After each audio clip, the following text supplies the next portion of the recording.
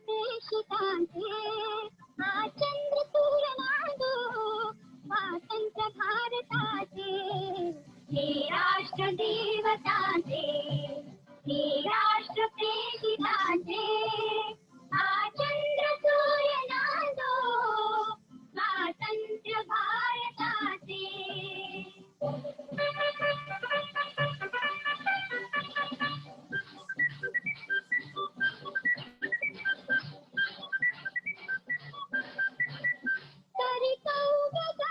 भूमी दिलदार भक्त माझे रामायणे धरावी देखील पराक्रमाची उंच उंच भावी हिमवंत पर्वताचे हा चंद्र सूर्य नांदो स्वातंत्र्य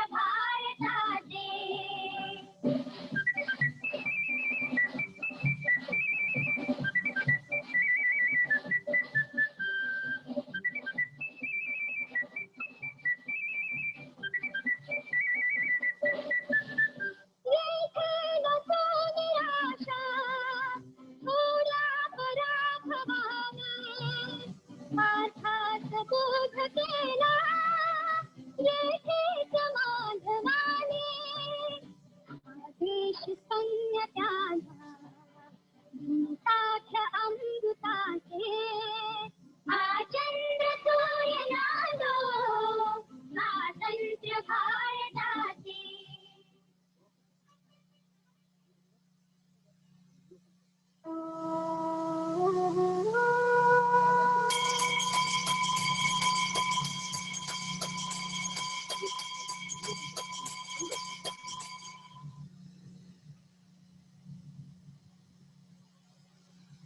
नमस्कार. आपल्या सर्वांना स्वातंत्र्य दिनाच्या खूप शुभेच्छा.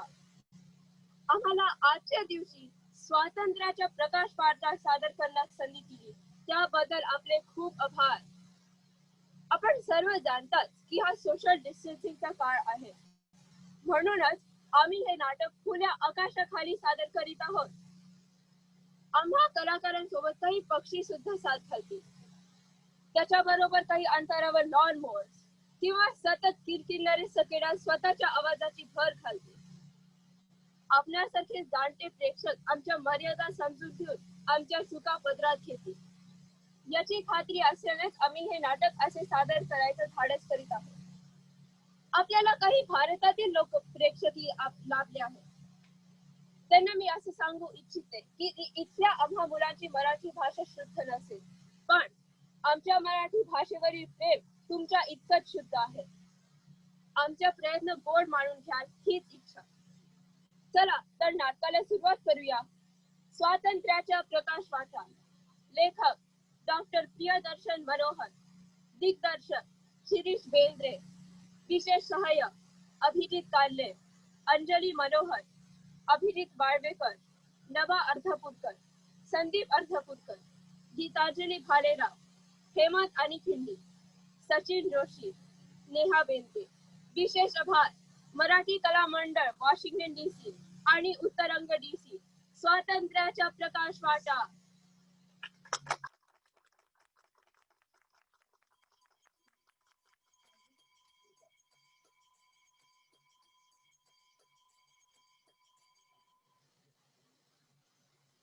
स्वतंत्रतेच्या वाटेवरच्या निबिड अरण्यातले हे भयंकर काटे, रक्त बंबाळ करणारे, जिवारी टोचणारे, पाय जागेवर खिळवून ठेवणारे.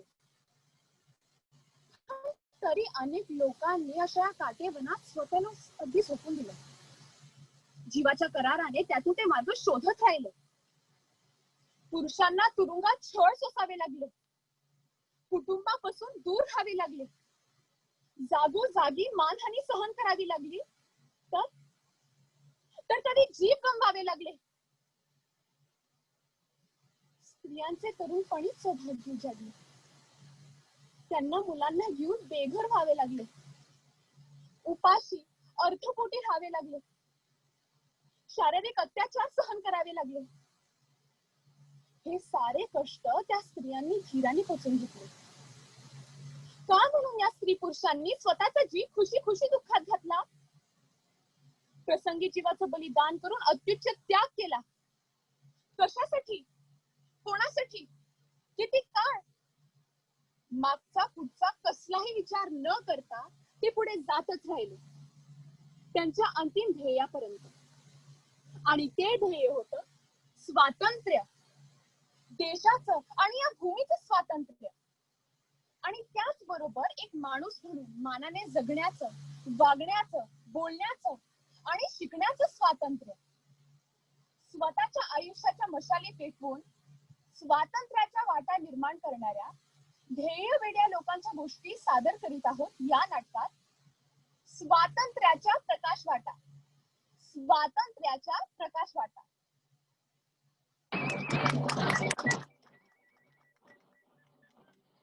राष्ट्र देवतांचे, राष्ट्र पेशतांचे, हा चंद्र सूर मांडो स्वातंत्र्य भारताचे. Black lives matter. I can't breathe. I can't breathe. Me too. Me too. किती गोंधळ चाललाय ना सगळीकडे. हो ना, आपल्याला वाटलं अमेरिका स्वतंत्र झाली. बरोबर आहे, ब्रिटिशांच्या सत्तेपासून स्वतंत्र झाली.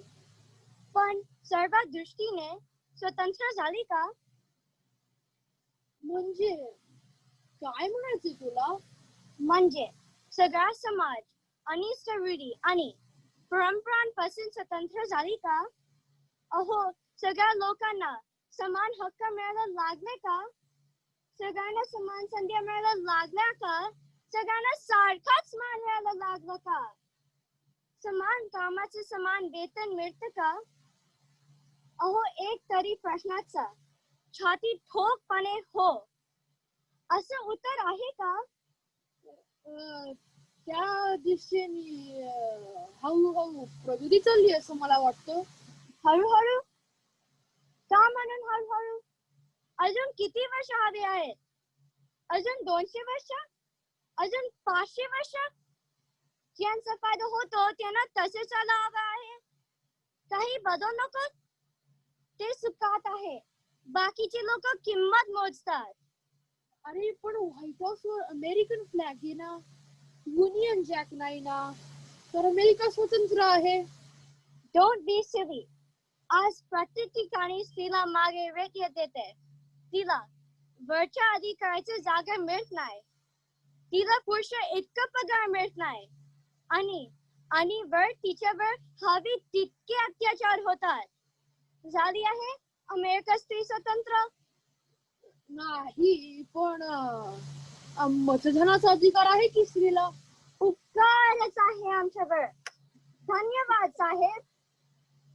एवढंच नाही तर अमेरिकन स्त्रीला शिक्षणाचा अधिकार आहे, मिलिटरीत भरती होण्याचा अधिकार आहे, युद्धावर जाऊन लढाई करण्याचा अधिकार आहे, फायटर विमान चालवण्याचा अधिकार आहे, प्रॉपर्टी खरेदी करण्याचा अधिकार आहे, घरकाम आणि मातृत्व या 2 गोष्टीकडे लक्ष केंद्रित न करता इतर विषयांवर बोलण्याचाही अधिकार आहे की.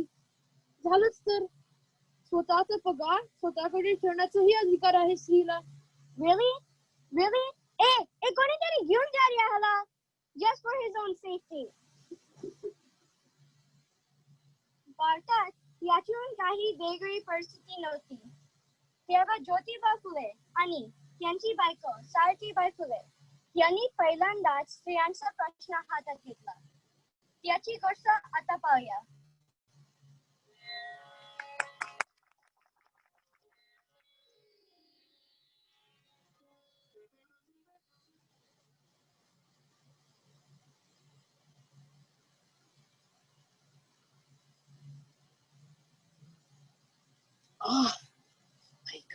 अहो अहो काय झालं? इथे बसा आधी. सांगा मला. काय सांगू सावित्री, मी हे कार्य आरंभले ते बरोबर ही चूक हेच मला कळेनासं झाले. आज रस्त्यावरून घरी चालत येतो तर काही लोक मला घेऊन धर्म बुडव्या म्हणाले. काहींनी शेण टाकलं अंगावर तर काहींनी खडे मारले. मी काय वाक्य केले त्यांचं सांग मला. त्याची कशाला काळजी करता? मी बाई असूनही माझ्या बाजूला हे भूत आलेच आहे. सावित्री, तुझी ही अशी विटंबना, तेही भर रस्त्यात. तू कधी बोलली का नाहीस मला? काय सांगायचंय त्यात? आपल्या विषयी दुष्टावा माजवणारे लोक पुष्कळ आहेत, पण त्यांना घेऊन हाती घेतलेला कार्य का सोडू नयेचा? शतकानुशतके अज्ञानात, दारिद्र्यात कितपत पडलेल्या मुलींना, बायकांना आपण शहाणा करतो आहोत. ह्याच्या पुण्यकाम ते कोणतं? सत्यदेव आपणच हा मार्ग मला दाखवला आणि ह्याच मार्गावर तुमची सावित्री तुमच्या बरोबर ठामपणे पुढे चालणार आहे. भविष्यातले यश आपलेच आहे याचा भरोसा बाळगा. सावित्री, तू माझ्या पाठीशी खंबीर उभी आहेस म्हणून मी आहे, नाहीतर मी कुठे गेलो असतो? आपण शूद्रांना शिकवतो, मुलींना शिकवतो म्हणून आपल्याला आपल्याच घरातून केवळ नेसत्या वस्त्रांनीशी बाहेर काढलं, पण तरी तू डगमगली नाहीस. त्या आधारावर आज आपण 13 शाळा काढल्या. शेकडो मुली आणि स्त्रिया आपल्या शाळेत शिकतात. ते बघून सगळ्या कष्टांचा विसर पडतो. ज्योतिराव, आज माझ्या शाळेतल्या एका मुलीने मुक्तबाईने एक निबंध लिहिला. मी तर तिला सर्व वर्गात वाचून दाखवून सांगितलं. किती सुंदर लिहिला निबंध तिने. ती म्हणाली, मंदिराच्या पायात आम्हाला जिवंत पुरत असत आणि देवाचे दर्शनही आमच्या समाजाला मिळत नाही. आम्हाला शिकायचं, वाचायचा अधिकार नाही, पण ज्योतिराव आणि सावित्रीबाईंना देवाने पाठवले आणि आम्हाला शिक्षण मिळालं. आता कोणी आम्हाला त्रास देणार नाही, कोणी आम्हाला फासावर चढवणार नाही, कोणी आम्हाला जिवंत पोळणार नाही. खरं आहे ती म्हणते ते, पण स्त्रियांना ह्या समाजात अधिकार तरी काय असतात? ना धन शिक्षण, ना संपत्ती, ना कसला अधिकार, ना स्वातंत्र्य, ना तिच्या मताला काही किंमत. पशुहून वाईट दशा आहे तिची. हुंडा देऊ न शकणारा एखादा अगतिक बाप त्याच्या 7-8 वर्षाच्या छोट्या पोरीला एखादा 60-70 वर्षाच्या वृद्धाच्या गळ्यात बांधून मोकळा होतो. आणि मुलगी त्या पोटते, का हो अण्णा, मी तुमची लाडकी, काहू करीता मला अशी बोडकी? पण उपयोग तरी काय? बायकांचे आक्रोश कोण ऐकतो? मग अशा काली विधवा झालेल्या स्त्रिया घराच्या सांदी कोपऱ्यात फुटक्या कपाळाला दोष देत उरलेलं आयुष्य अश्रू गाळत काढतात.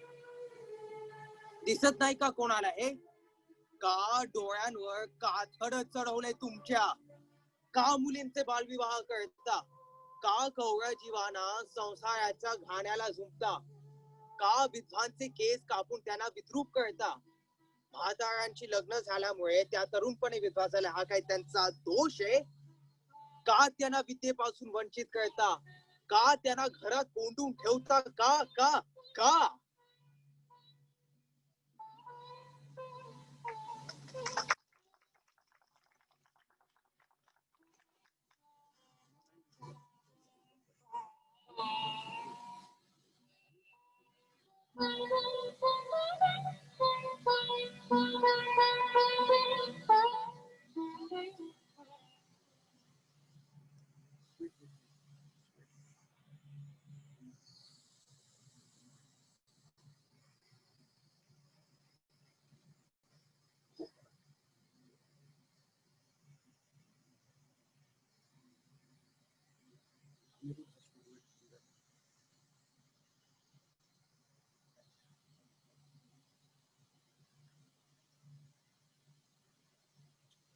My dear fellow citizens, I am Major Candy, the chairman of the University of Pune and an education officer in the British government. As I stand here today on February 12th, 1853, in front of you at Vishram Bagwada, I am most pleased to introduce to you Mr. Jyotiba Phule and Mrs. Savitribai Phule, a wonderful couple who have started an education revolution in India. Jyotiba started his first school for girls and women in Bidewada on January 1st, 1848, and subsequently moved it to a bigger place, the house of Usman Sheikh. Women's education is frowned upon by the established society today, so he was heckled and harassed by the community and even had to leave his own home. At the time, they had no money and no food to survive, yet undaunted, they carried on their work. Nevertheless, in a short span of 5 years, they have expanded their mission to Pune, Satara, and Nagar districts. In addition, they have started schools for the Shudra, the Ati Shudra, and the Untouchables, the lowest caste people in the Indian society. I have personally inspected their schools and have found their education standards excellent. The girls love to come to school and literally run up to them with alacrity and joy. The girls are quick-witted, smart, and happy to be in schools. I therefore felicitate Mr. and Mrs. Jyotiba Phule on behalf of the British government for their outstanding, path-breaking work in the education of women and the upliftment of the Indian society. I wish him the very best to carry out God's work.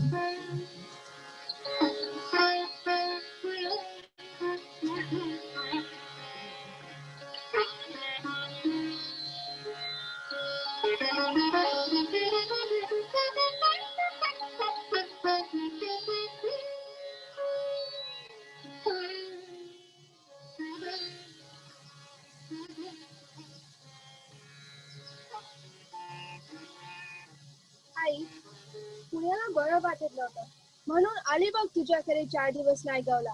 माझ्या सासऱ्याच्या हवेत बरं वाटेल मला. फार खपतेस तिकडे, फार थगमग होते जीवायची तुझ्या. बरं झालं तू आलीस ते, त्यांना पण आणायचं ना बरोबर. अगं पण आता 13 शाळा आहेत आमच्या, आम्ही दोघे कसे येणार एकदम. तिकडे शाळांचं बघायला कोणी नको का. असल्या शाळा काय करायच्यात? मुलींची शाळा, मुलींना काय करायचे भुक आणि पाट्या. शेवटी स्वयंपाक घरात फुंकणीच फुंकायची ना, त्यासाठी शाळा आणि शिक्षण कशाला हवं?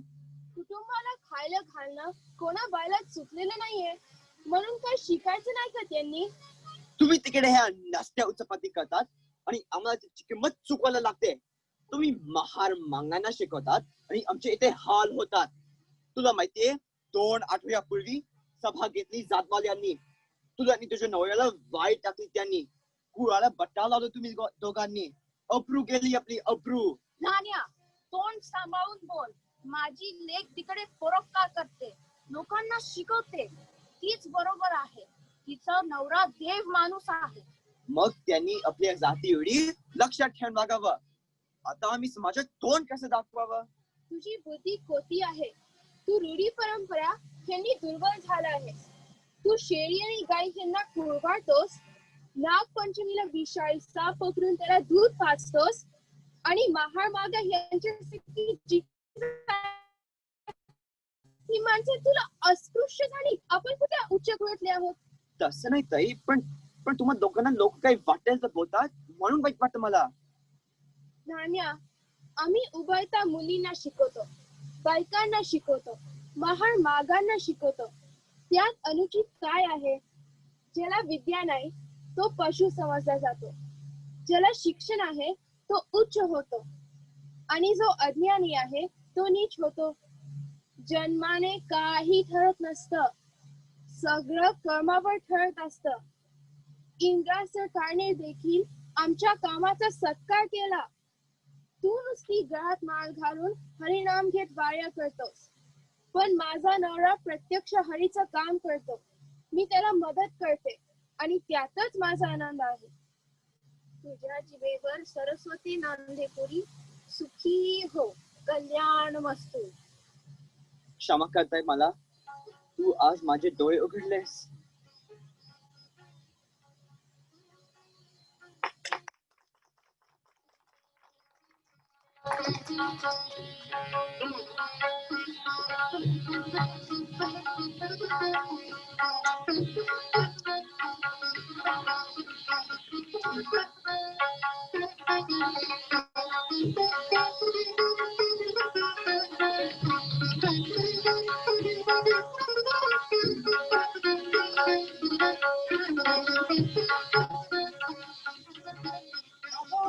थोडे पैसे देता का? काय खरेदी काढलीस आता? 2 लुगडी घ्यायचे आहेत. एका बाई माणसाला लागतात तरी किती लुगडी? लागतात कितीतरी, ते आम्हाला माहिती, तुम्हाला कळणार नाही. माणसाने स्वतःवर खर्च कमी करावा, वाढवायचं नाही. आम्ही तरी आमच्यासाठी कुठं घेतो लुगडी? म्हणजे आम्हाला कोणी बाई आमच्या दारात फाटक्या वस्त्रात दिसली की बघवत नाही, अगदी राहवत नाही, तेव्हा आम्ही घरात असेल ते लुगडं तिला देऊन टाकतो. म्हणून लागतात जास्ती लुगडी. असं चांगलंच आहे, पण तरी खर्च जपूनच करावा माणसाने. पैसे वाचून तरी काय करायचं? मेल्यानंतर ह्यातलं काय काय आपल्याला बरोबर येतंय सांगा बरं. तेही खरंच म्हणा, आणि इथे ठेवून तरी काय करायचं? आपल्याला ना मुलं ना बाळ. झाली असती मुलं बाळ, लोक सांगत होते, तेव्हा तुम्ही लोकांचं ऐकलं नाही. लोकांचं ऐकलं नाही ते काय बरं?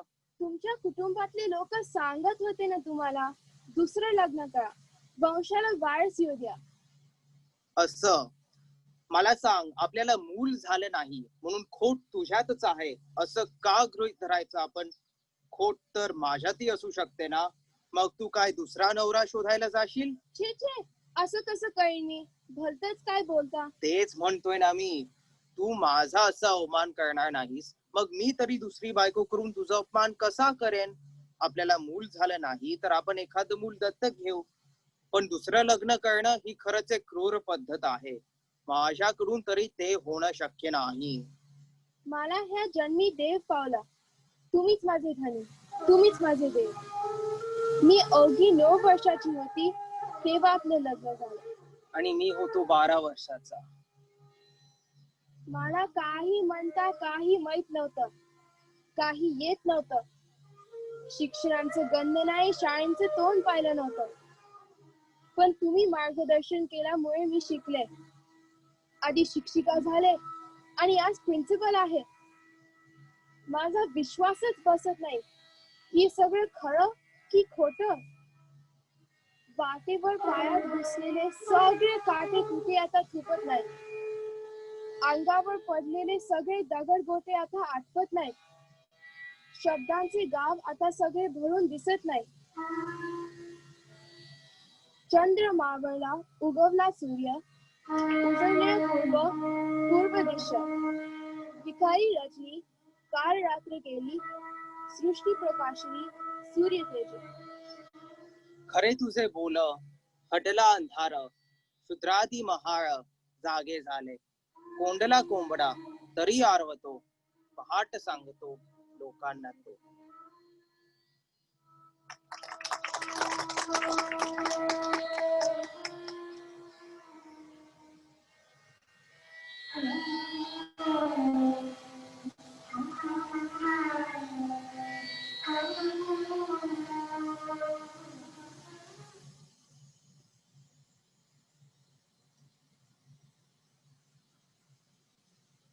एकेकाळी ब्रिटिश व समाजाला उपयोगी पद्धत अशा गोष्टी करत होते. उदाहरणार्थ शाळा सुरू करून सगळ्यांपर्यंत शिक्षण पोचवत होते. अर्थात इंग्लंड देशाची माहिती आणि इंग्लंड राजे राणीचे कौतुक असलेली पुस्तक छापत होते. रस्ते बांधून आणि रेल्वे लाईन टाकून दारांदारां सुधारत होते. पोस्ट ऑफिस निर्माण करून सरकारी सुविधा निर्माण करत होते. सारख्या अनिष्ट प्रथांना बंदी करत होते. पण याची किंमतही वाचू करत होते. तिकडचा माल इकडे आणून विकत होते. आणि इकडची संपत्ती तिकडे घेऊन जात होते. आणि मुख्य म्हणजे साम्राज्य विस्तार करत होते. कोणाला आक्रमणाची भीती घालून, कोणाची एकजूट करून एकमेकात बांधण लावून, कोणाला संरक्षण देण्याचा आश्वासन देऊन, तर कोणाला गरज नाही असं सांगून. आणि तेच तंत्र त्यांनी झाशीला गिळंकृत करायला वापरलं. पण त्याचा परिणाम चांगला झाला नाही. एका मराठी स्त्रीचा स्वाभिमान दिवस गेला आणि फारून आला. भारताचा प्रथम स्वतंत्र संग्राम साल होते 1857.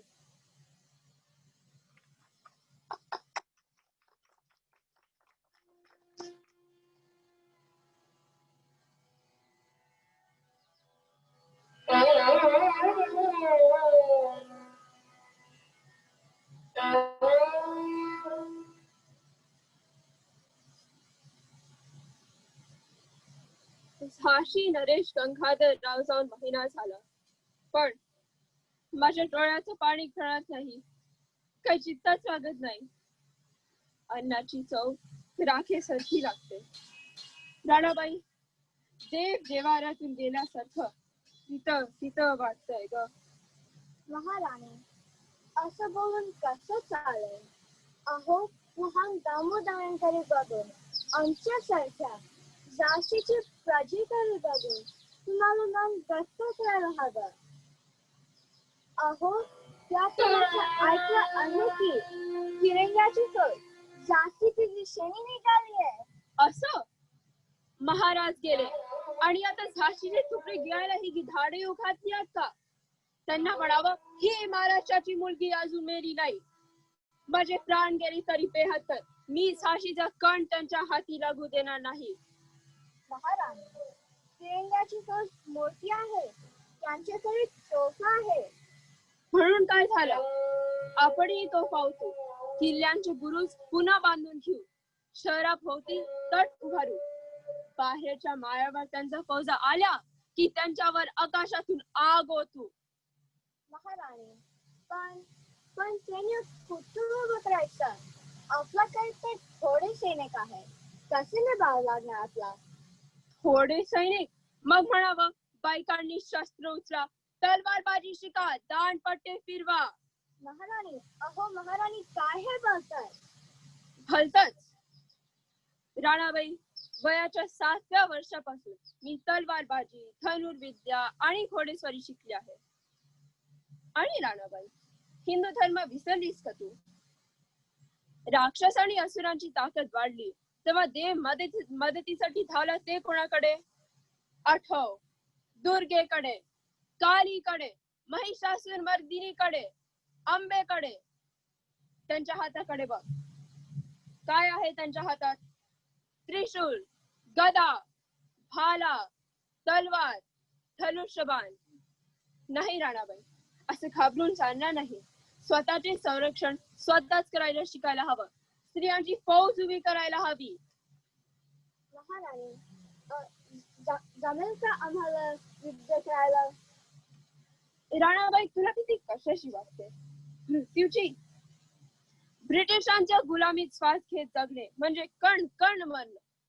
त्यापेक्षा एका क्षणात रणांगणावर देह ठेवायला आवडेल मला. आई अंबे आशीर्वादाने उभी राहिले हे हिंदू राष्ट्र आहे. त्यांचे संरक्षण करणं आपलं कर्तव्य आहे. आई अंबे सामर्थ्य दे, तुळजा भवानी शक्ती दे. चल, ठीक आहे तलवार. मी तुला शिकवते तलवार कशी चालायची ते. हर हर महादेव, हर हर महादेव, हर हर महादेव.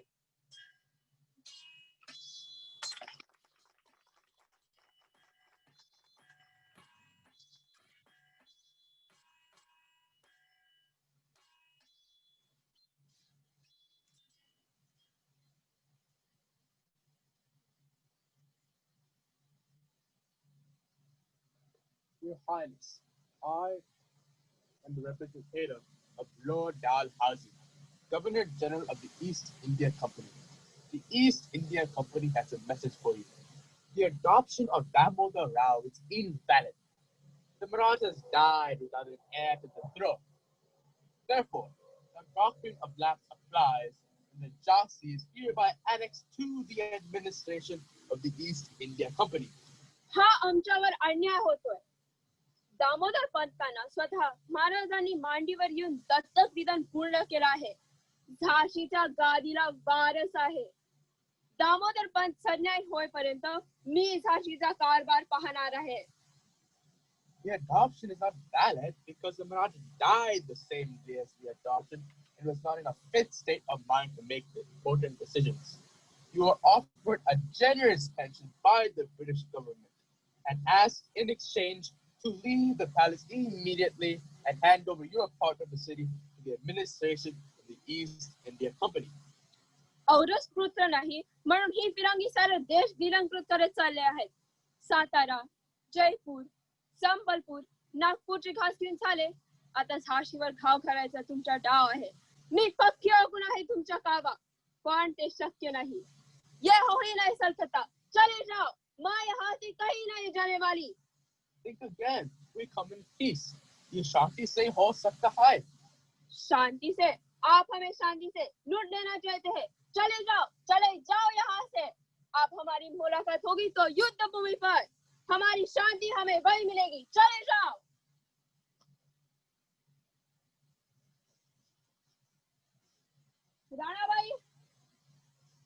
राणाबाई, का हो तुम? काय झालं महाराणी? काय हवं होतं त्या मागे तोंडाला? त्याला झाशी हवी होती. झाशी? मी झाशीचा कर्णही देणार नाही त्याला. राणाबाई, पिटूची पेशवे रास आहे आणि सरदार तात्या टोपेकडे एक संदेश पाठवतो. झाशीच्या मदतीला ताबडतोब म्हणावं. ब्रिटिशांच्या फौजा झाशीला चोही बाजूने घेरत धरून बसल्या आहेत. आम्ही पुढून लढू, त्यांना पाठीमागून हल्ला चढू दे. ब्रिटिशांना त्राही भगवान करून सोडू आपण. चल, नी आणि खलिता पाठवून दे.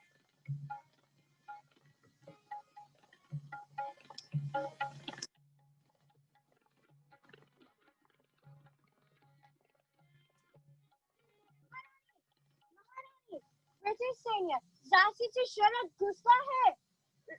रस्त्यावर चौकात घमासान युद्ध चालू आहे.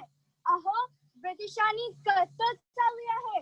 बायका मुलं सगळ्यांना तलवारी चालवत आहे. मी दामोदर पंतांना पाठीशी बांधून तटावरून शहरात घुसते. हे युद्ध माझं प्रार्थना आहे. माझ्या बरोबर 50-60 सैनिक पुरे. मी राजसाहेबांच्या छावणीत कल्पीला पोचायचा प्रयत्न करेन. पुन्हा सैन्य जमेल. पुन्हा झाशीला मुक्त करेन. फिरंगियों, मैं जंग का ऐलान करती हूँ. मेरे पति की कसम, मेरे बेटे की कसम, मेरे झाशी की कसम. जिंदा हूँ तब तक तुम्हारे साथ लड़ती रहूंगी, लेकिन मैं मेरी झाशी नहीं दूंगी, कभी नहीं. हर हर महादेव, हर हर महादेव, हर हर महादेव, हर हर महादेव.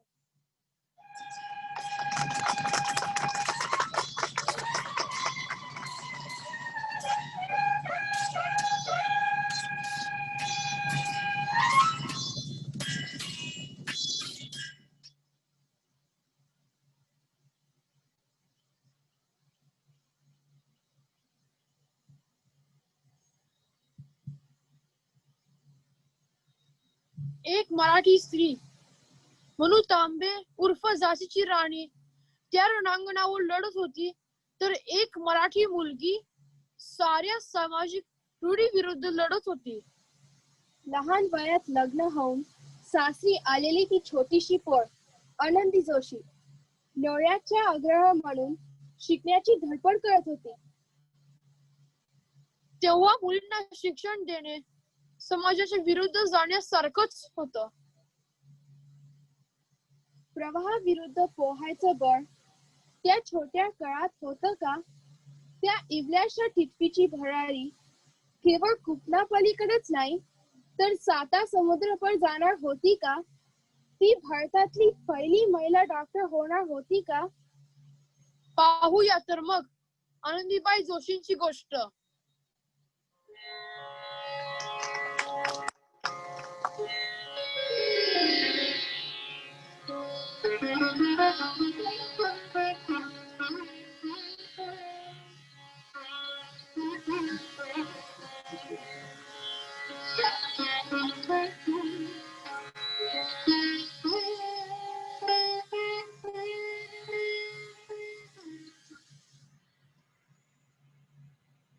हा ही पुढे सामाजिक तरी ते लिहावे प्रसंगी अखंडित वाचित जावे गुणश्रेष्ठ उपास्य त्यांनी करावे बरे बोले नित्य जीवी धरावे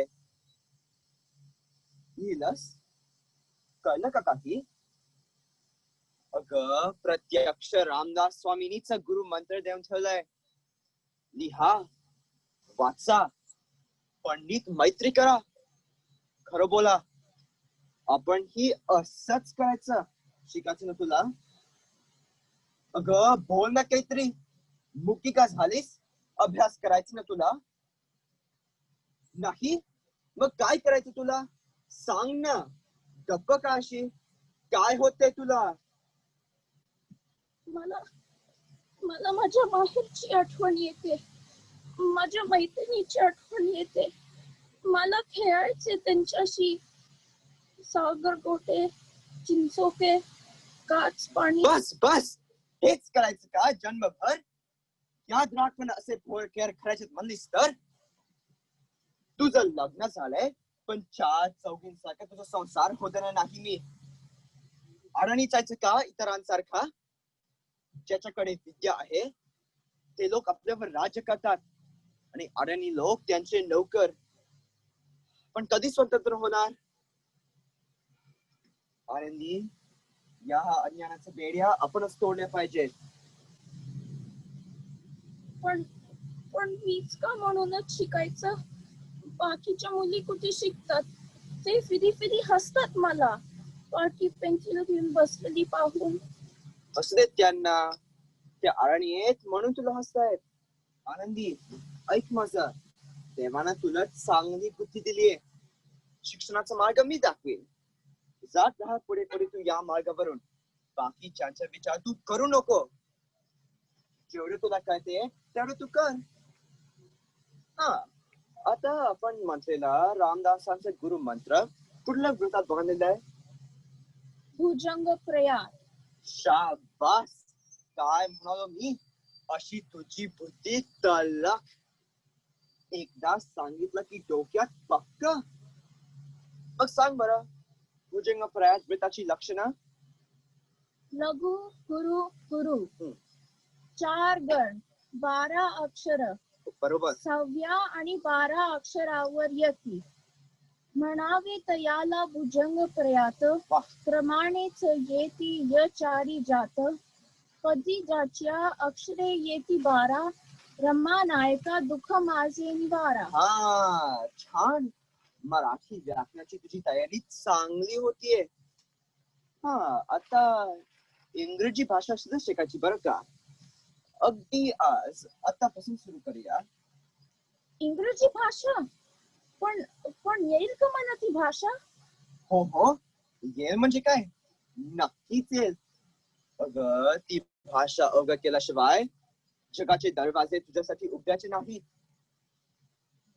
इंग्रजी मुळाक्षरांनी सुरुवात करूया हे गे पहिलं अक्षर ए फॉर ऍपल म्हण दादा A for apple.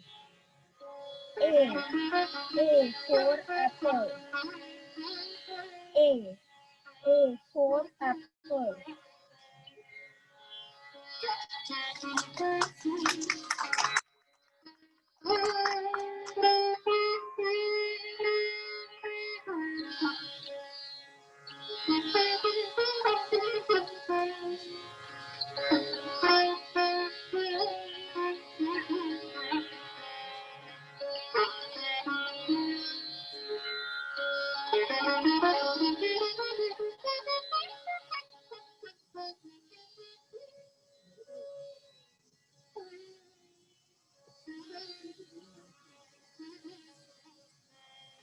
आनंदी मी अमेरिकन मिशनरी वायल्डर साहेबांना पत्र लिहिलं होतं.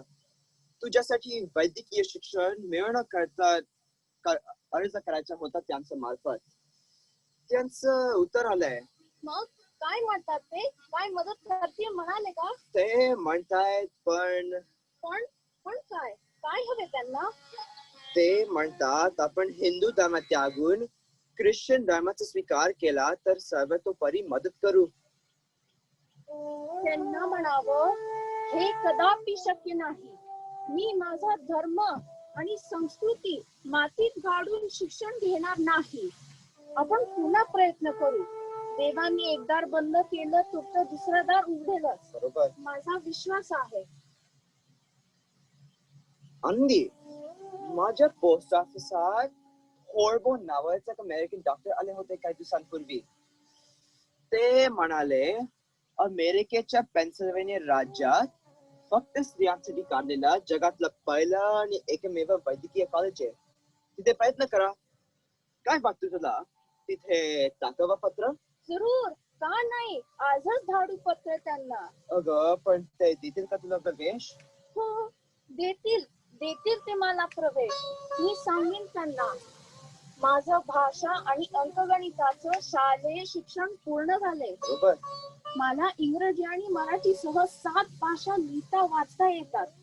माझी तब्येत उत्तम आहे आणि मुख्य म्हणजे साऱ्या विरोधाला पोचून पुढे शिकायची जिद्द माझ्यात आहे. मला शिकायचं आहे ते माझ्या वैयक्तिक फायद्यासाठी नाही. मला शिकायचं आहे ते माझ्या समाजासाठी. आज मी पाहतीये वैद्यकीय मदत विभागी लोकांची अकाली मृत्यू होत आहेत. आमच्या महिला तर मृत्यूला जवळ करतात पण पुरुष डॉक्टरांची मदत घेत नाहीत. आम्ही स्त्री डॉक्टर पाहिलेलीच नाही. म्हणूनच मला डॉक्टर होऊन माझ्या आया बहिणींची सेवा करायची आहे. वाह, किती सुंदर बोलीस.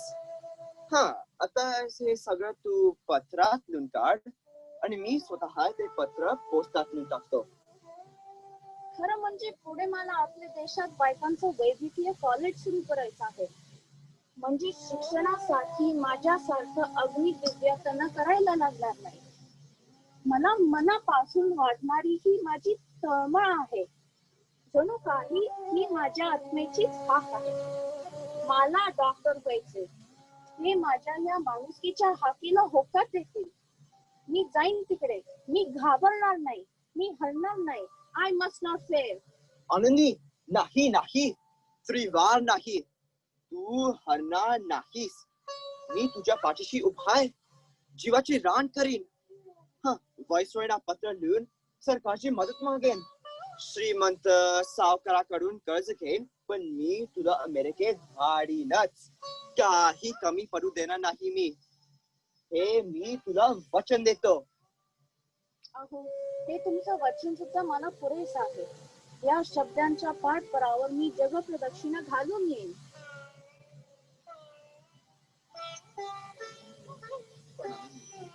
पण आनंदी, आपल्या दोघांना तिकडे जाणं येणं एवढे पैसे नाही उभे होणार. तुला एकटीलाच जावं लागेल.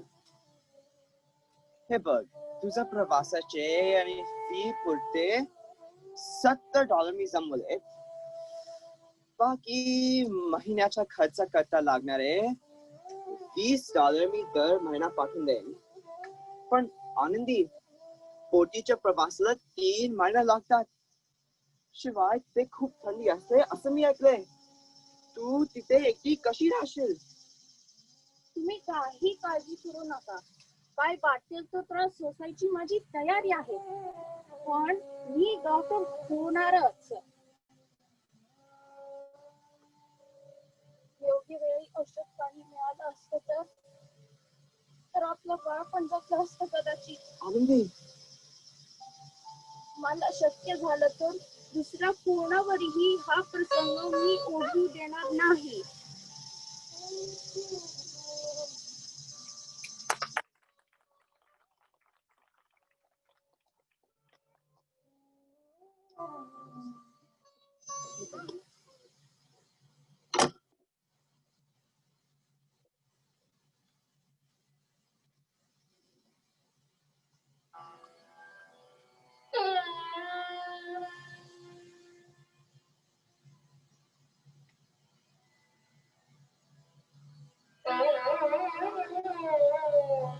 आनंदी डॉक्टर होऊन परत आली तेव्हा पोट थक्यावर लागताना केवढी गर्दी उसळली होती. साऱ्या देशातून तिच्यावर अभिनंदनांचा वर्षाव झाला. डॉक्टर होऊनच माझी आनंदी परतली. पाठोपाठ कोल्हापूरच्या संस्थानाने तिचं फिजिशियनच्या मोठ्या हुद्द्यावर नेमणूक केली. प्रत्यक्ष राणीबेग टोळणे ताळ पाठवून तिचं अभिनंदन केलं. भारताच्या व्हाईसरॉयने ₹200 पाठवले.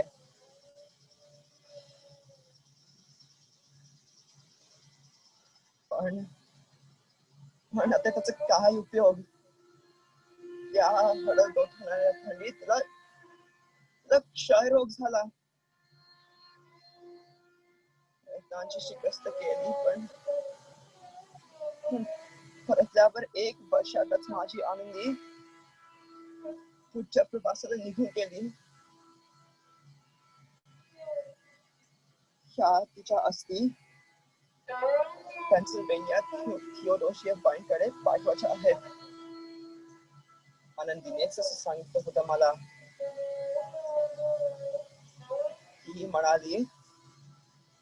तीही म्हणाली माझं बालपण 18 वर्षात संपलं होतं. पण पेन्सिल्व्हेनिया राज्यात मला माझं हरवलेलं बालपण परत मिळालं. थिओडोसिया बाईंनी माझं आईच्या मायेनं केलं. 3 वर्ष त्यांच्या घरी त्यांच्याच घरचे एक होऊन राहिले. ते माझंच कुटुंब जणू. मी गेल्यावर माझ्या अस्तित्व पाठवा. आनंदी तू 7 समुद्र पार चिर विश्रांती घेतलीस तरी तू माझ्या हृदयातून कधीच पुसली जाणार नाहीस. पुन्हा केवळ 22 वर्षाचं आयुष्य देवानं तुला दिलं पण तू विजयासारखी लखून गेलीस. भारतीय स्त्रिया तुझ्या पावलावर पाऊल ठेवून कुटुंबाला आणि समाजाला सुखी करतील. आनंदी तुझ्या सुखद आयुष्याला हे माझं वंदन.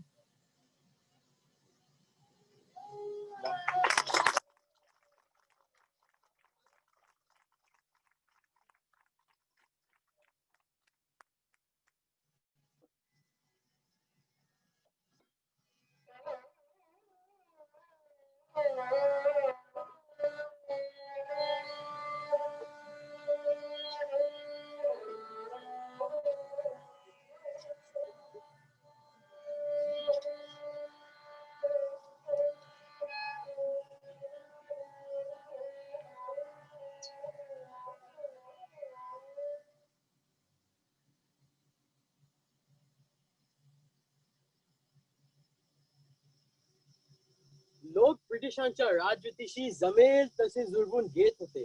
जमेल तिथे विरोध करत होते. आणि त्याच निसर्गाचा कोप झाला. पश्चिम महाराष्ट्रात दुष्काळ पडला. गायगुळे चळा पाणी विना मरू लागली. लोक का सोडून परगंदा होऊ लागले. संकट कधी एकटी येत नसतात असे म्हणतात. म्हणून की काय त्या दुष्काळाच्या प्लेगची साथ पसरली. ताप सर्दी खोकल्याच्या निमित्त व्हायचा. खाकेत गाठी यायचा आणि हा भयंकर रोग जपत त्याने मृत्यू न्यायचा. ब्रिटिश सरकारकडे प्लेग काय औषध नव्हतं. प्लेग का आणि कसं पसरतो याचे ज्ञान नव्हते. आणि त्यातच भर म्हणून पुणे शहराच्या प्लेगच्या साथीला आळा घालण्यासाठी कमिशनर रॅन यांची नेमणूक झाली. प्लेग अधिक वाईट की कमिशनर रॅन जास्त वाईट अशा कात्विक लोक सापडले. रॅनच्या शिपायांची अतिरेकी वागण्यामुळे पुण्यात अतिशय स्फोटक परिस्थिती तयार झाली.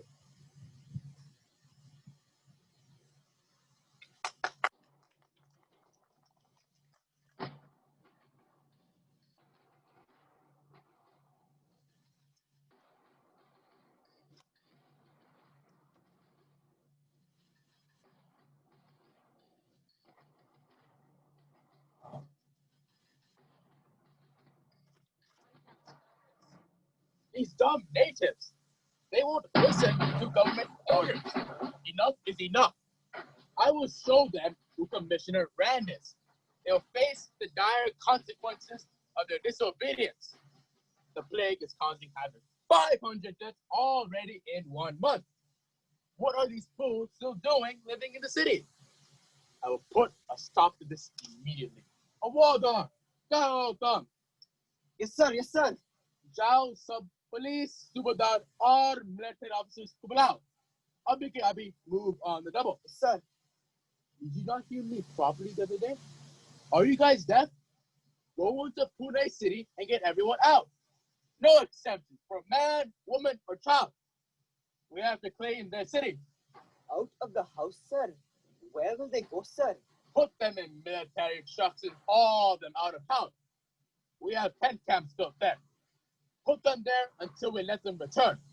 And remember, take only healthy people. Leave all sick people behind. You put them in hospitals as you get more space. Do you understand? Yes, sir. Only What will happen to the people left behind, sir? that is none of your business. Just do as you're told and don't ask questions. Sir. When you go into their home, just throw out all old stuff. Clothes, furniture, and vessels. Sub daba bali box. Perfecto. Our God da rasa dutalu. You make it the city. Burn down all old stuff. We have to wipe the name of the plague from the city clean. Do you understand?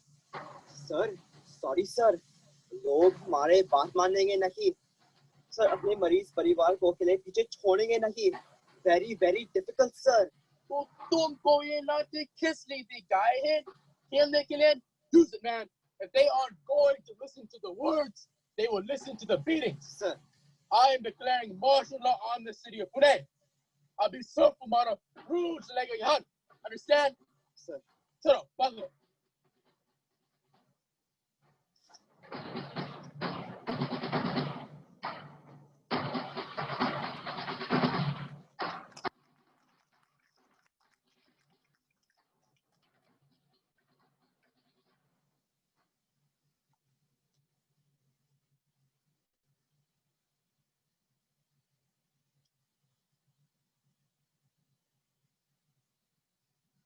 सरकार लोकांचा वाटेल तसा छळ करत आहे पुण्याच्या जनतेवर अत्याचार होत आहे पुण्यात मार्शल लॉ पुकारून सगळ्या नागरी कायद्यांना धाब्यावर बसवलेला आहे सरकारची मनमानी चालली आहे रँड आणि त्याचे सैन्य रक्षण करते नाहीत तर भक्षण करते आहेत आता सगळ्या सुशिक्षित तरुणांनी पुढे यायला पाहिजे या अन्यायाला वाचा फोडण्यासाठी ठोस पावलं उचलायला हवी नमस्कार दादा माझं नाव दामोदर हरी चाफेकर तुम्ही चाफेकर म्हणजे चिंचवडच्या कीर्तनकार हरी चाफेकरांचे पुत्र का हो हरी चाफेकर स्वराज्याच्या प्रयत्नांना नेहमी पाठिंबा देत असतात हो दादा त्यामुळे आम्ही तुम्हाला भेटायला आलो आहोत लोकांवर अमानुष अत्याचार चालवले आहेत त्याचे सैनिक रुग्णांबरोबर अरेरावीने वागतात स्त्रियांवर हात टाकतात दादा तुम्ही काय म्हणता ते आम्ही करू पण या वागण्याचं सूड घेतलं पाहिजे हे सगळं थांबवलंच पाहिजे हा प्रश्न नुसतं चर्चेने सोडवता येण्यासारखं नाही दामोदर अफजल खान महाराष्ट्रात होता तेव्हा त्याने काय कमी अत्याचार केले स्त्रियांना छळलं हिंदू देव देवतांची विटंबना केली तेव्हा शिवाजी महाराजांनी काय केलं त्याचा वध केला अशी आहे तयारी आपली हा देह फक्त भूमीसाठी जन्मलेला आहे स्वराज्यासाठी हातात शस्त्र घेणं हा कायद्याने गुन्हा असेल कदाचित पण नैतिक दृष्ट्या ते योग्यच आहे तुम्ही योजना आखायला सुरुवात करा मी शस्त्रास्त्रांची व्यवस्था करतो 4 दिवसांनी तळ्यातल्या गणेशाच्या देवळात भेट आम्हाला व्हिक्टोरिया राणीच्या राज्याभिषेकाचा अमृत महोत्सव जवळ येतो आहे तो दिवस आपण ह्या पुण्यात आतिषबाजीने साजरा करूया.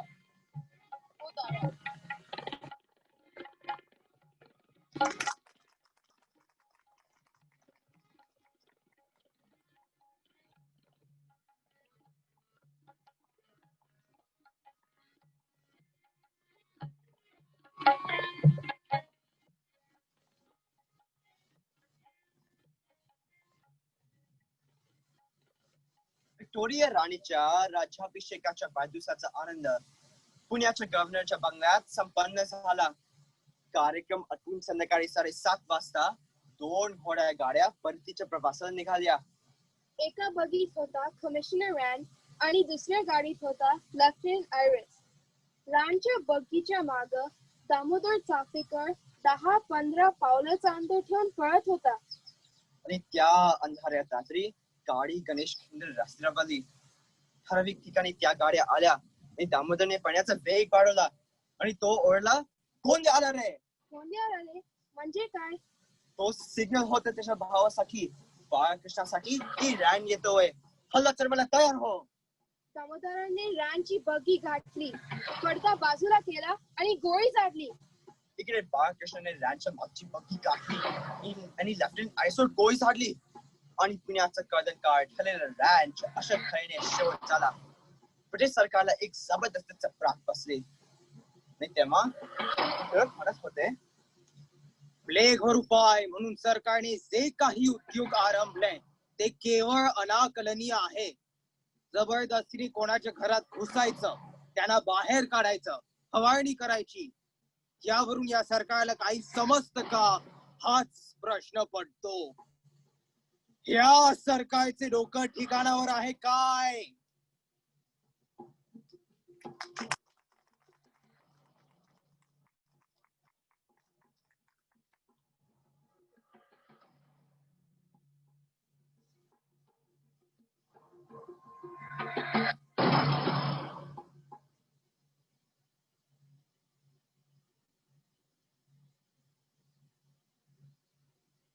काय ग, तू कधी रेफरन्स लेटर घेतलायस की नाही? ऑफकोर्स, इंटर्नशिप मिळवायला कॉलेज ऍप्लिकेशन साठी तर लागतातच. मग रेफरन्स कशासाठी लागतं सांग बरं. म्हणजे कोणतरी चांगलं, प्रसिद्ध, विश्वासू माणसाने मी चांगली आहे असं सांगायला हवं ना. अगदी बरोबर, हुशार आहेस. आता हे बघ, मी तुझा रेफरन्स शिरीष काकाला दिला की ही मुलगी चांगली आहे आणि हिला नाटकात घे, म्हणूनच तुला हा जॉब मिळाला नाही का? अर्थात आता माझ्यासारख्या चांगल्या, प्रसिद्ध आणि तू काय म्हणालीस, विश्वासू. हा, विश्वासू माणसाने तुझी बळावण केली म्हणून तुझं काम झालं. ए चल, काहीतरी थापा मारू नकोस, मला नको होतं तुझं रेफरन्स. अगं ऐक ना, पण रेफरन्स देणं इतकं सोपं नाही बरं का. रेफरन्स देणाराच कधी कधी गोत्यात येऊ शकतो, रिस्क असतं त्यात. मला रेफरन्स देण्यात रिस्क आहे काय रे शाण्या? नाही ग, एक होता असा खास माणूस, अत्यंत हुशार. त्याला इंग्लंडला बॅरिस्टर व्हायला जायचं होतं. तेव्हा इंग्लंडला जायला 2 जामीन म्हणजे रेफरन्सेस लागायचे. हा मुलगा इतका हुशार की प्रत्यक्ष बाल गंगाधर टिळकला जामीन राहिले. आणि दुसरी व्यक्ती होती प्रत्यक्ष नाट्याचार्य काकासाहेब खाडीलकर. नाट्याचार्य काकासाहेब खाडीलकर, त्यांचा कसा संबंध आला? काय झालं माहितीये का, काकासाहेबांनी जर्मनीहून चक्क एक बॉम्बची फॅक्टरी इम्पोर्ट करून नेपाळ मध्ये उभी करायची होती आणि मग तिथून बॉम्ब आणून ब्रिटिशांवर हल्ला चढवायचा होता. काय सांगतोस, बॉम्बची फॅक्टरी? येस, तर त्या खटपटीत ते होते, पण तेव्हा त्यांना जमलं नाही. म्हणून टिळक त्यांना म्हणाले, आपण आधी जनजागृती करू आणि जेव्हा संधी मिळेल तेव्हा शस्त्र आणू भारतात. तर सध्या तुम्ही नाटक लिहा आणि लोकांना देश प्रेमेचे धडे द्या. खाडीलकर टिळकांच्या केसरी पेपर मध्ये सहसंपादक म्हणून काम करायचे. तर असे हे बाहेरून नाटककार पण आतून ज्वलंत क्रांतिकारक असलेले काकासाहेब. टिळक आणि खाडीलकरांनी ज्या माणसाला रेफरन्स दिला तो कोण असेल सांग बरं? कोण बरं, नाही लक्षात येत. तो माणूस होता नाशिकचा तरुण विनायक दामोदर सावरकर. विनायकचं लेखन टिळकांनी वाचलं होतं. स्वातंत्र्याच्या प्रयत्नांसाठी असा चांगला आणि राष्ट्रभक्त वकील हवाच होता. त्यांनी ब्रिटिश सरकारला विनायकचं गोड गोड शिफारस पत्र देऊन टाकलं. आणि इकडे हा विनायक सावरकर काय करत होता? काय रे? ऐक.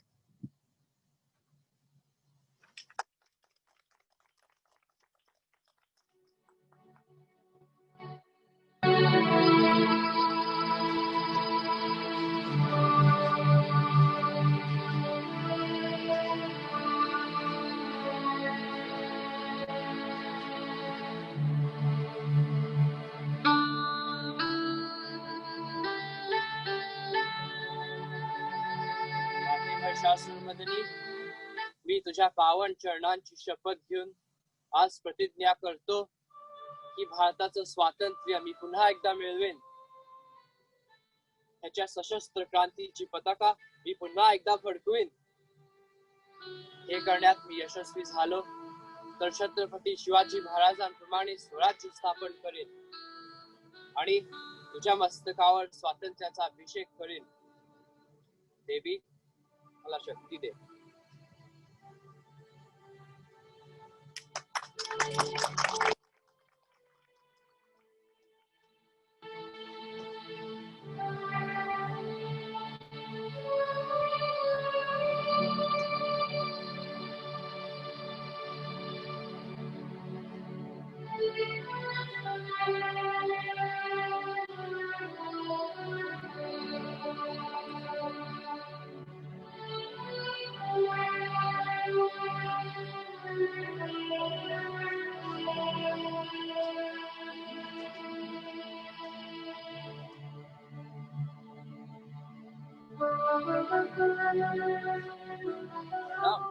बहुत अच्छा किया तुमने मुझे यहाँ लाया.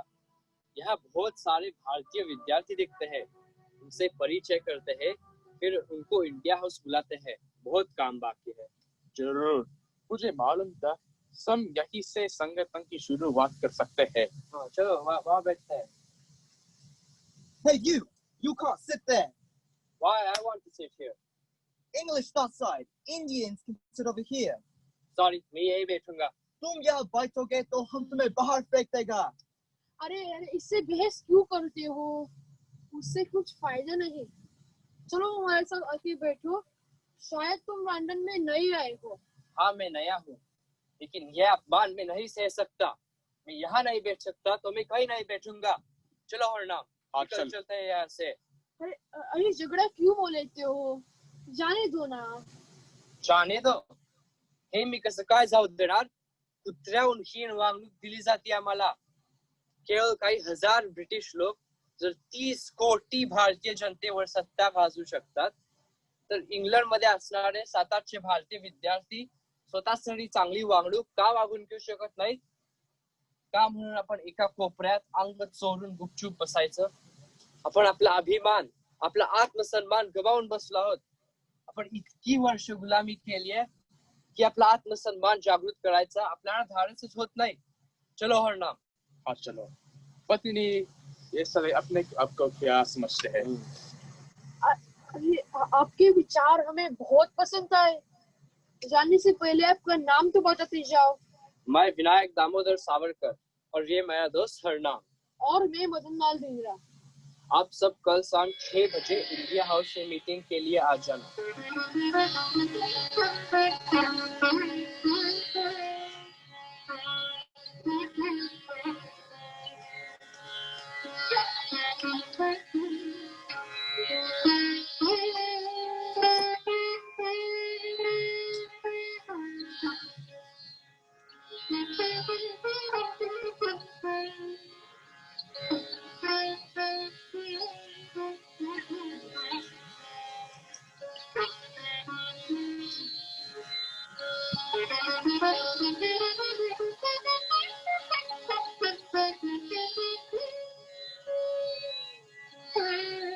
नमस्कार.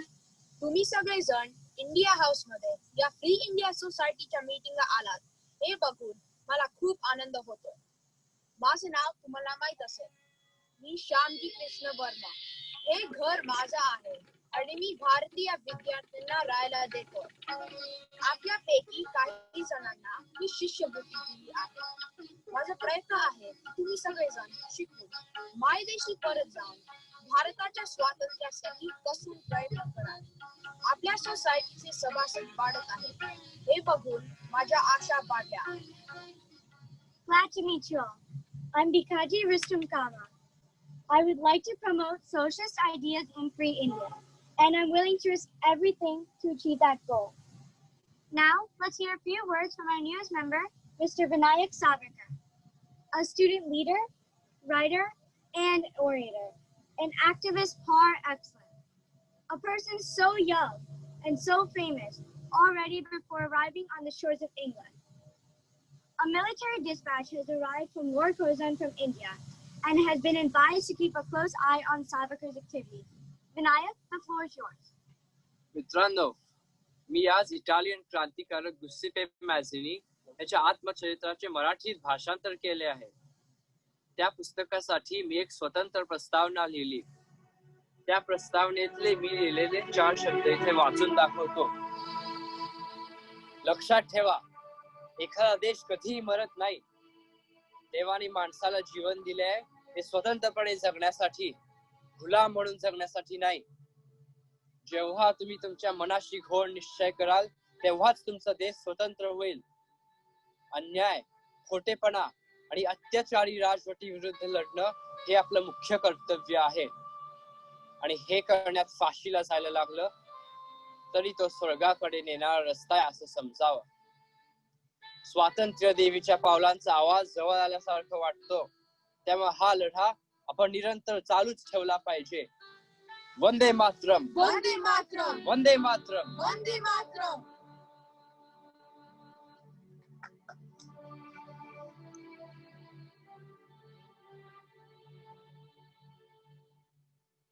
सावरकर, तुमसे कुछ पूछना है? बोलो. बरसों से लॉर्ड कर्जन क्रांतिकारियों की भला हो बैठा है. उसके कारण न जाने कितने लोग फांसी पर चढ़ गए. अभी अभी माधव कामा ने कहा कि उसकी नजर तुम पर भी है. वो तुम्हें छोड़ेगा नहीं और कुछ काम भी नहीं करने देगा. यहाँ मेरा खून बोलता है उसका नाम लेकर. मुझे उसे खत्म करना है जल्दी से जल्दी. क्या तुम फांसी पे जाने के लिए तैयार हो? हाँ सावरकर, हाँ, मेरी पूरी तैयारी है. तो फिर प्लान बनाओ. कहाँ, किधर, कब, कैसे भारतीय स्वतंत्रता संग्राम को इंग्लैंड की भूमि पर लाते हैं. ब्रिटिश पार्लियामेंट को इसकी तरफ ध्यान देना ही होगा. मदन लाल, मुझे तुम पर नाज है. मुझे हो सका तो मैं उनकी पूरी पार्लियामेंट उड़ा दूंगा. बोलो, वंदे मातरम, वंदे मातरम, वंदे मातरम. वंदे मातरम.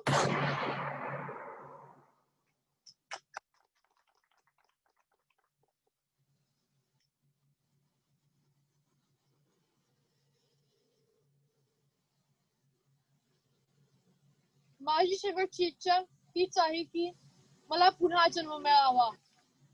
मला याच आईच्या पोटी जन्माला यावं आणि याच देशात जन्माला यावं आणि मृत्यू सुद्धा असाच यावा. माझ्या आईसाठी आणि माझ्या देशासाठी. वंदे मातरम, वंदे मातरम, वंदे मातरम.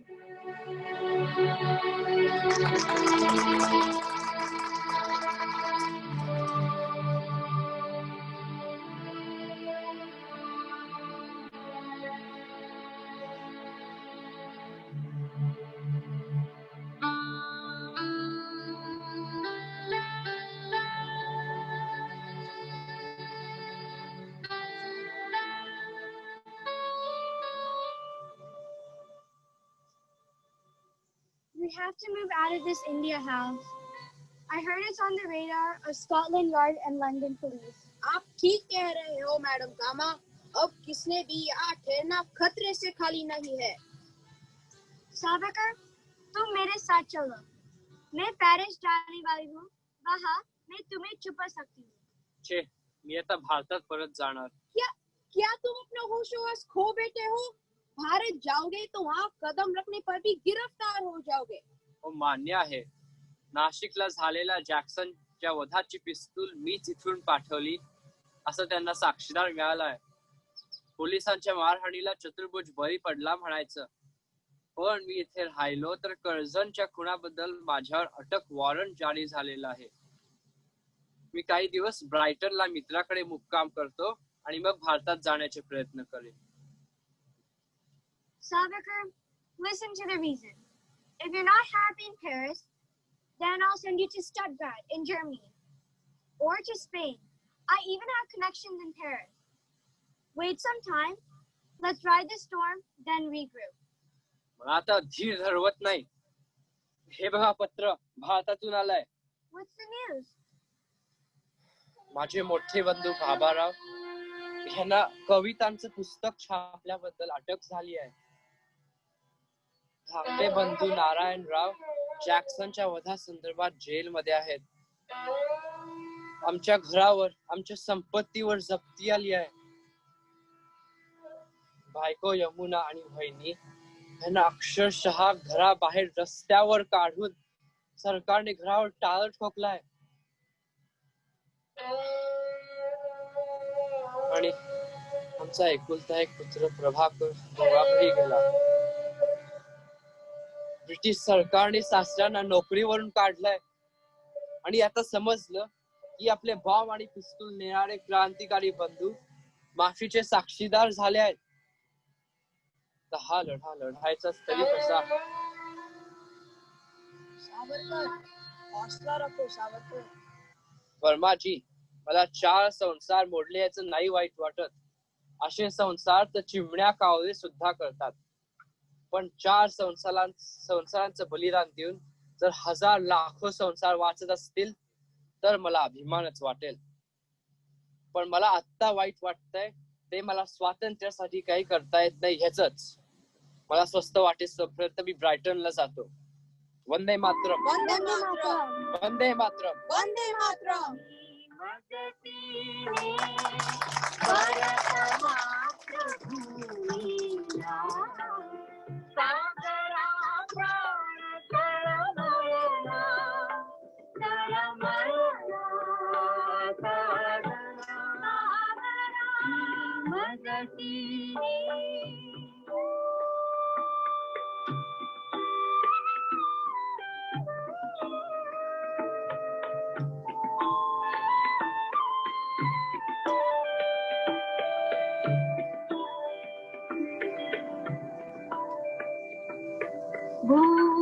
भूमातेच्या चरण तला तुझ धुकार मी नित्य पाहिला होता. मज बदलाही अन्य देशी कलसाओ सृष्टीची विविधता तै जननी विरह शंकित ही झाले. परी तो वचन तिज बिधले. मार्गस्य स्वये मीच पृष्ठवाहीन त्वरितया परतवाणीन. विश्वसलो या तव वचनी जगदनुभव योगे बनुनी तव अधिक शक्त उद्धरणी. कसून सोडिले इंद्रा.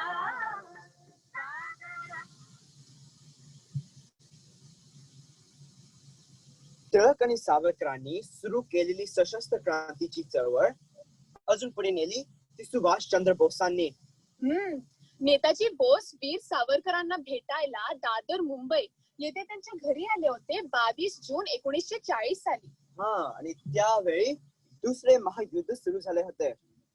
सावरकर भारतीय तरुणांना मिलिटरीत भरती व्हायला सांगत होते आणि त्यांचे ऐकून इतके तरुण भरती झाले की काही वीर सावरकरांना चेष्टेने रंगरूट वीर म्हणत होते. काय रंगरूट वीर म्हणजे? अगं रंगरूट म्हणजे रिक्रूट. जणू काही सावरकर मिलिटरीच्या रिक्रुटिंग एजंट झाले होते. पण मग भारतीय तरुणांनी ब्रिटिश फौजेत का भरती व्हायचं?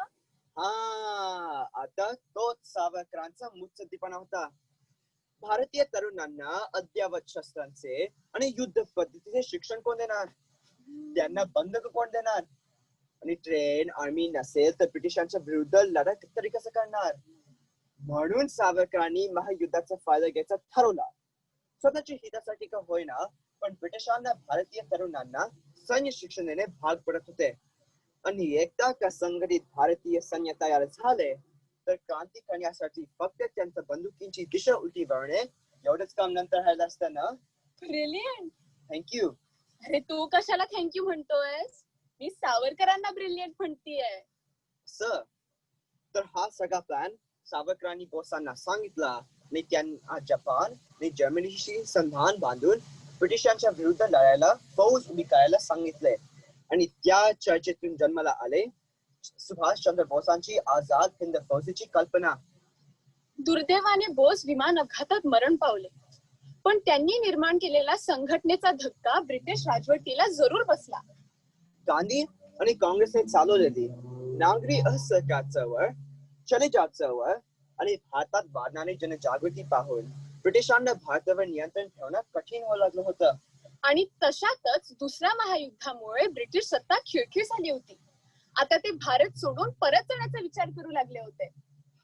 तरी जाता जाता फाळणी करून अखंड भारताचे 2 तुकडे करून ते शेवटी निघून गेले. भारताला स्वातंत्र्य मिळालं. कोट्यावधी भारतीयांचं स्वप्न साकार झालं. हजारो लाखो बलिदानांना न्याय मिळाला. 14 ऑगस्ट 1947च्या रात्री 11:30 वाजले. पंडित जवाहरलाल नेहरू राष्ट्राला उद्देशून भाषण करतात. त्यांचे अमृताचे शब्द प्रत्येक भारतीयाच्या हृदयाच्या गाभ्यात शिरतात.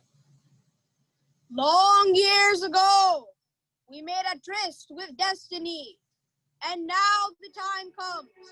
We shall redeem our pledge, not wholly or fully in measure, but very substantially. At the stroke of the midnight hour, while the world sleeps, India will awake to life and freedom. A moment comes, which comes but very rarely, when we step from the old to the new, when an age ends, and when the soul of a nation, long suppressed, finds utterance. It is fitting that at this moment we take the pledge of dedication to the service of India and her people, and to the still larger cause of humanity.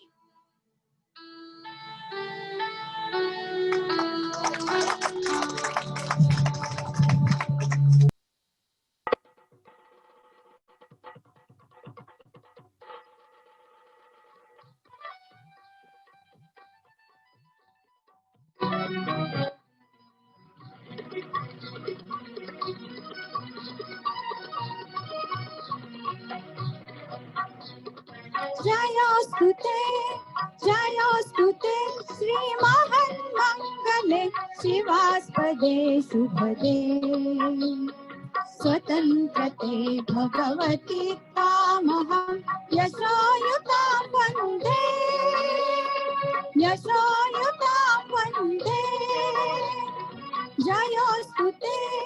Jayostute Shri महन्मंगले शिवास्पदे शुभदे स्वतंत्रते Bhagwati त्वामहं यशोयुतां वन्दे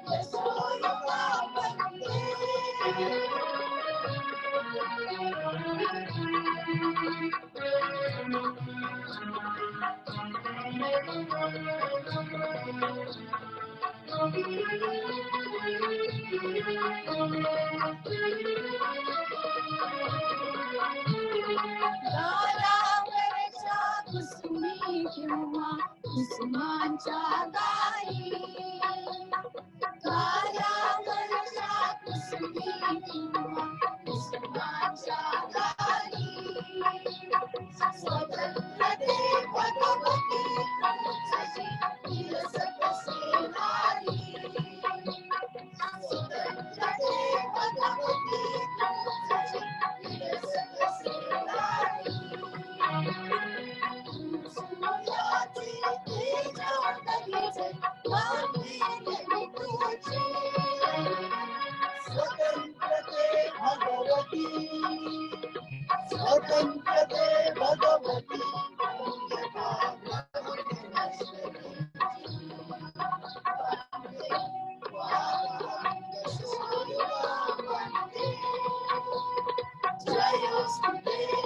जयोस्तुते श्री महामंगले शिवास्तवे शुभे स्वतंत्रे भगवती त्वां यशोयुतां वन्दे यशोयुतां वन्दे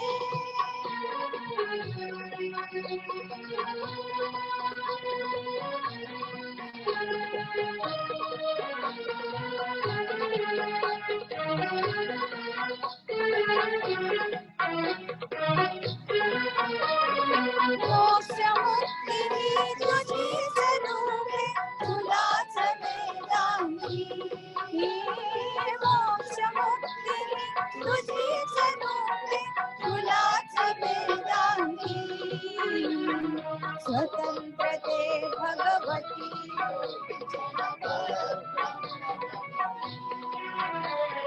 जे जे उत्तम उदात्त उन्नत महान मधुर ते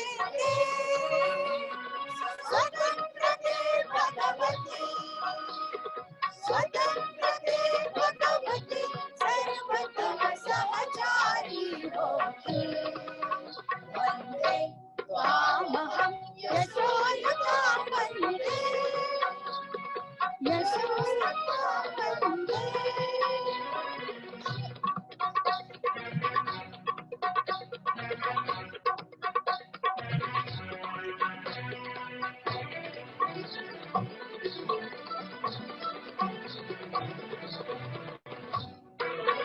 हे अधम रक्तरंजिते हे अधम रक्तरंजिते सुजन पूजिते हे अधम रक्तरंजिते सुजन पूजिते श्री स्वतंत्र ते स्वतंत्र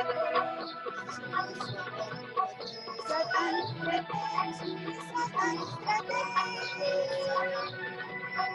तुझ्यासाठी मरण ते जनन तुझ्या वीण जनन ते मरण तुझ सकल चराचर शरण चराचर शरण श्री स्वतंत्र ते